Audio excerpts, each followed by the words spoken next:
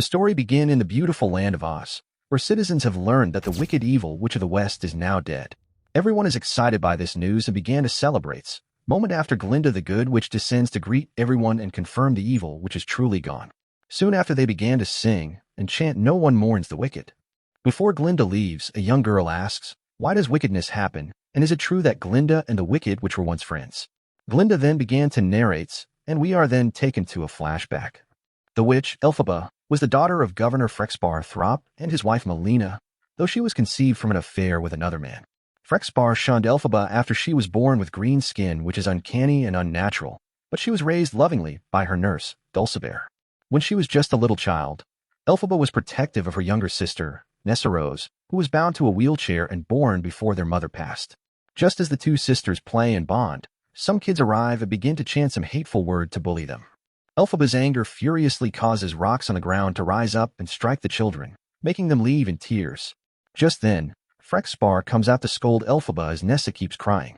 Meanwhile, the story between Glinda and Elphaba all begin when the two both attended the distinguished Shiz University to learn, control, and practice magic. However, during her arrival, she finds an admirer in a Munchkin named Bach, while Elphaba arrives with Nessarose. Everybody quickly mocks Elphaba for her green skin, but Galinda makes a public display by singing in order for them not to stare at her. Galinda uses sarcasm to put up with it, before introducing herself and explain to them that she has always been green and she did not eat grass when she was small. Later on, Galinda offers to help Elphaba, but she rejected as she believes Galinda wouldn't have care less what other people think and immediately reject her offer. Galinda quickly befriends Fanny and Shinchin. That same day, the students gathered as an individual named Madame Morrible addresses them in order to congratulate them for their admission and to officially start the year calendar. Nearby, a woman named Miss Coddle starts to wheel Nessa away, despite her insistence that she can take care of herself. Elphaba tries to stop Miss Coddle, which unfortunately causes her powers to go off and make several things and people in the area float in air, and one bench hits a plaque on the wall. In total confusion, the two sisters just stood together and watched the fear in everyone's faces. Meanwhile, Madame Morrible from afar observed Elphaba's gifts. While Nessa isn't happy by all this as she really wanted to leave afresh here and everyone not seeing them as weirdos, Elphaba apologized but Nessa leaves upset. Just then, Madame Morrible arrived at the scene, claiming that she did the magic that just happened in order to prepare them to expect the unexpected here.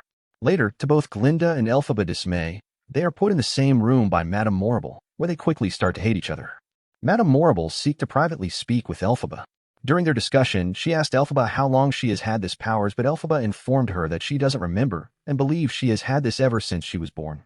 Madame Morrible is of the opinion and idea that she wants to take Elphaba under her wing so that she may eventually meet and work with the legendary Wizard of Oz, teaching her how to use and control our powers. Elphaba starts to feel, for the first time, that things are starting to look up for her.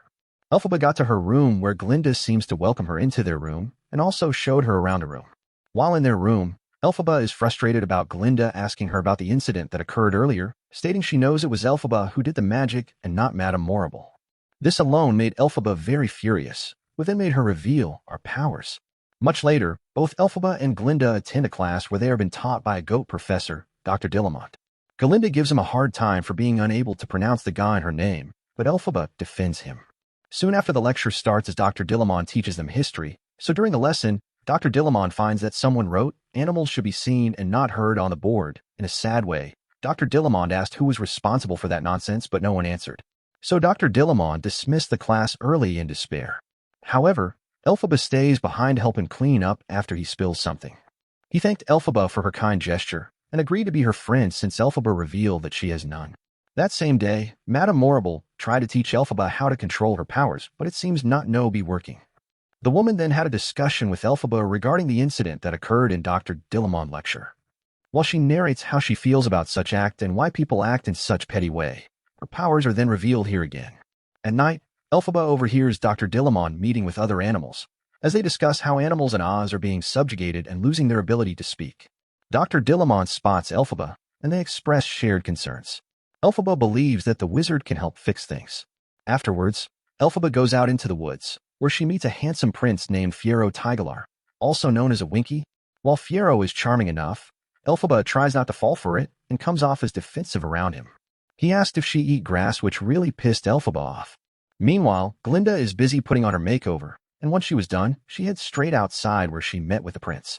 She tried charming him with her beauty, which seems to work perfectly well. The two entered into a building, and Fiyero organizes a sing with every other person joining him. Galinda sets her sights on making him her boyfriend, while she also tries to push Bach to talk to Nessarose so he can leave her alone. Later that evening, Galinda and other individuals prepared themselves for a bigger dance party, which was hosted by Fiyero. They all got to the event, and it was indeed a hell of a dance which grew out into a huge party. Since Galinda had pushed Bach away to meet Nessa earlier, Bach ends up dancing with Nessa after he sees Galinda messing up with Fiyero and kissing him also. Soon after, Elphaba enters wearing a pointy black hat that Galinda and her friends gave her as a mean joke. Everyone began to stare at Elphaba like an outcast. Elphaba wasn't letting this get to her skin or her, so Elphaba starts to dance by herself without the music playing since they had stopped it the moment she entered.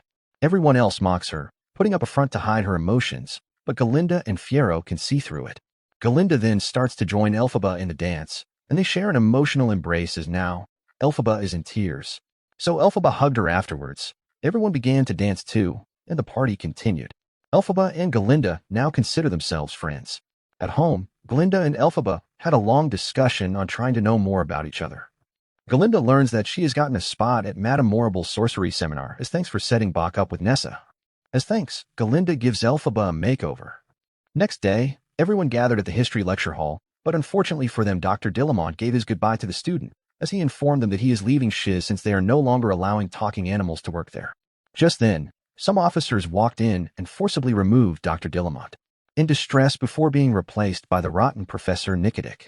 He starts his lesson by introducing a frightened lion cub inside a cage, something he considers a great new invention, and further explained to them the many benefits of caging a wild animal at a tender age.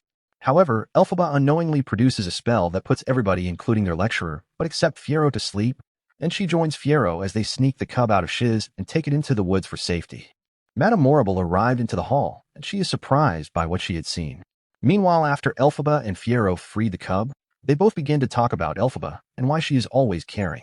The two appear to share a moment, but Elphaba doesn't think Fiyero would ever see her the way he sees Galinda, as she stated that, "I'm not that girl."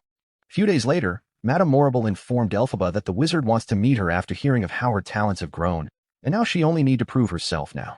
Elphaba informed her that she isn't ready yet, but Madame Morrible encourages her to honor their calling. Elphaba later agreed while Galinda prepares to bid Elphaba farewell, and also announces that, in honor of Dr. Dillamond and express her outrage, she will henceforth just be known as Glinda. Bach compliments Glinda, which Nessa overheard. Glinda is also bothered by the fact Fiyero has changed towards her. However, the train starts to leave, but Elphaba gets Glinda to join her as they head towards the Emerald City. The two then arrived in the Emerald City. Elphaba and Glinda witnessed the citizens, with cameos from Adina Menzel and Kristen Chenoweth, putting on a show named One Short Day to talk about how great the wizard is. Later on, Elphaba and Glinda are then brought to meet the wizard himself. He appears charismatic and questioned if Elphaba wishes for him to do something about her green skin, but she says she wants his help with the animals of Oz. Glinda introduced herself and had a pretty good conversation. A moment later, Madame Morrible joins them. They show them the Grimoire book. They are all wowed by this. Afterwards, Madame Morrible guides Elphaba to read from the Grimoire, which is simply a very powerful spellbook. As Elphaba reads an incantation, the monkey guard, Chisteri, starts to painfully grow wings on his back. Madame Morrible informed her it was just a transition, but Elphaba feels very sad by this and doesn't believe it is just a transition and asked how she could reverse it since this wasn't what she wanted. Madame Morrible then informed her that a spell from Grimoire can't be reversed. Later on, Elphaba then sees the same thing happening to all the other monkeys. The wizard and Madame Morrible are delighted at this success, as they think the monkeys can make great new spies across Oz, as this was all her plans all along. Elphaba quickly realizes that the wizard is not only responsible for what is happening to the animals, but he is also a fraud who is incapable of performing magic. She knows they needed someone with actual magical gifts to unlock the Grimoire's powers. They tried convincing Elphaba, but she leaves immediately. Madame Morrible ordered Glinda to go get Elphaba back. Madame Morrible then sent the monkeys and other guards to go after both Glinda and Elphaba. The chase began, and they are chased through the tower and attempt to escape on a hot air balloon, but their path is blocked, and the balloon bursts after they escape. Madame Morrible soon announces to the entire city that Elphaba is now an enemy and a wicked evil witch.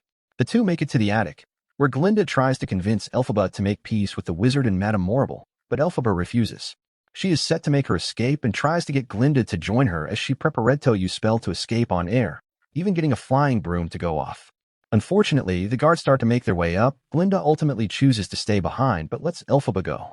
Elphaba crashes through a window with a broom, plummeting all the way down until she sees her own reflection of herself as a child. Elphaba reaches out and grabs the broom, then soars high back up into the sky. Her powers cause a powerful surge across Oz as she declares that the wizard is never going to bring her down. Elphaba little sister listened to her on the radio in sadness.